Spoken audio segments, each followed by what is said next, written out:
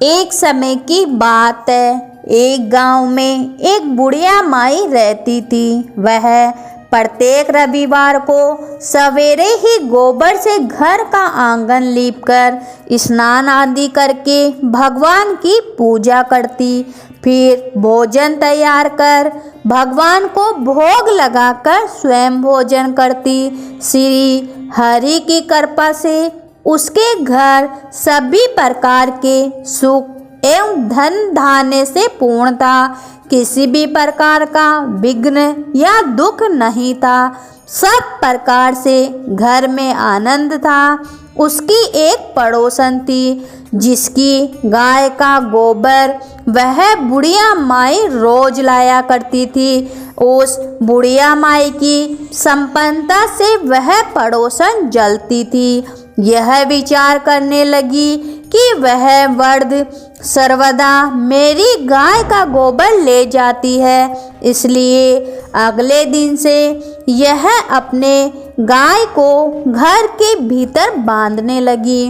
वह रविवार का दिन था। बुढ़िया माई गाय का गोबर न मिलने के कारण अपना घर न लीप सकी। उस दिन उसने न तो भोजन बनाया, न भगवान को भोग लगाया और न ही स्वयं भोजन किया। इस प्रकार उसे निराहार व्रत किया। रात्रि हो गई, वह भूखी ही सो गई।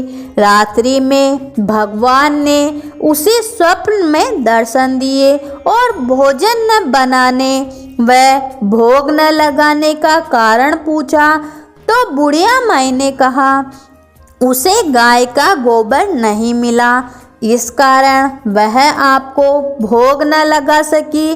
तब भगवान ने कहा, हे माता, हम तुमको ऐसी गाय देते हैं जो सभी इच्छाएं पूर्ण करती हो, क्योंकि तुम हमेशा घर को पूरा गाय के गोबर से लीपकर भोजन बनाकर मेरा भोग लगाकर स्वयं भोजन करती हो।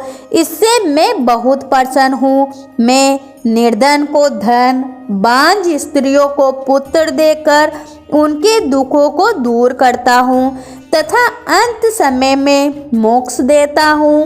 स्वप्न में ऐसा वरदान देकर भगवान अंतर्धान हो गए।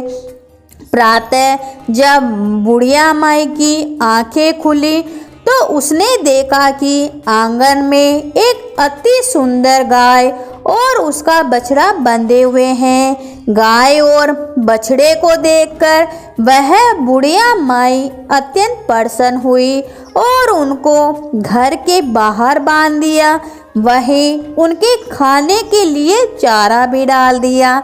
जब उसकी पड़ोसन ने बुढ़िया माई के घर के बाहर एक अति सुंदर गाय व बछड़े को बंधा देखा तो वह द्वेष के कारण उसका हृदय जल उठा। जब उसने देखा कि गाय ने सोने का गोबर किया है तो वह चोरी से उस गाय के गोबर को उठाकर ले गई और अपनी गाय का गोबर उसकी जगह रख दिया। वह प्रतिदिन ऐसा करती रही। सीधी सादी बुढ़िया माई को उसकी इस चालाकी का खबर भी नहीं हुई। सर्वव्यापी भगवान ने सोचा कि चालाक पड़ोसन के कर्म से बुढ़िया माई ठगी जा रही है।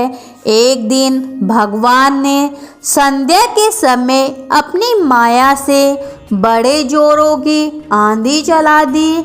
बुढ़िया माई ने आंधी के भय से अपनी गाय को घर के भीतर बांध दिया। प्रातःकाल उठकर जब बुढ़िया माई ने देखा कि गाय ने सोने का गोबर किया है तो उसके आश्चर्य की सीमा न रही। अब वह प्रतिदिन गाय को घर के भीतर बांधने लगी। पड़ोसन ने देखा कि बुढ़िया माई गाय को घर के भीतर बांधने लगी है और उसका सोने का गोबर उठाने का दाव नहीं चलता, तो वह ईर्ष्या और दाह से जल उठी। अन्य कोई उपाय न देख पड़ोसन ने उस देश के राजा की सभा में जाकर शिकायत करी कि महाराज, मेरे पड़ोस में एक बुढ़िया माई के पास गाय है जो नित्य सोने का गोबर देती है। आप सोना प्राप्त कर उससे प्रजा का पालन करिए। वह वृद्धा इतने सोने का क्या करेगी। उसकी बात सुनकर राजा ने अपने दूतों को बुढ़िया माई के घर से गाय लाने का आदेश दिया। बुढ़िया माई प्रातः भगवान को भोग लगाकर भोजन ग्रहण करने जा रही थी कि राजा के कर्मचारी गाय खोलकर ले गए। बुढ़िया माई बहुत रोई, चिल्लाई, किंतु राजा के कर्मचारियों के सामने कोई क्या कहता। उस दिन बुढ़िया माई गाय के वियोग में भोजन न कर सकी और रात भर रो रो कर भगवान को गाय को पुनः पाने की प्रार्थना करने लगी। राजा गाय को देखकर बहुत प्रसन्न हुआ, लेकिन अगले दिन सुबह जैसे ही वह उठा, महल गोबर भरा दिखाई देने लगा। राजा यह देखकर घबरा गया।